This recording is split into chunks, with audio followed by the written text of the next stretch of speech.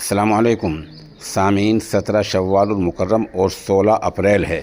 خبر کا عنوان ہے نئے وقف قانون کی سپریم کورٹ میں سنوائی آج 16 اپریل ہے اور ہماری معلومات کے مطابق تقریباً 2 سوا 2 یا 2:30 بجے وقف قانون کی سنوائی ہو سکتی ہے۔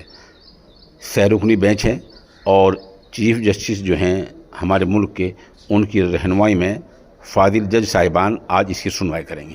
بتلا دیں، اس بارے میں 70 سے زیادہ عرضیاں یاچکائیں سپریم کورٹ میں داخل کی گئی ہیں، لیکن آج سب کو پابند نہیں کیا گیا ہے۔ آج 10 یا 12 عرضیوں پر سنوائی ہوگی۔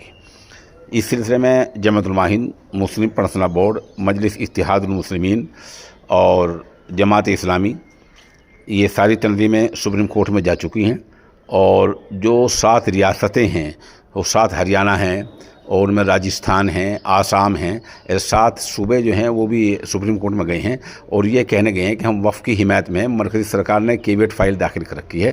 ابھی تک جو میری معلومات یہ ہیں کہ 73 جو یاچکائیں عرضیاں ہیں ان پر سنوائی نہیں ہو رہی ہے، بلکہ 10 یا 12 پہ آج سنوائی ہوگی اور تقریباً 2:30 بجے سنوائی ہوگی۔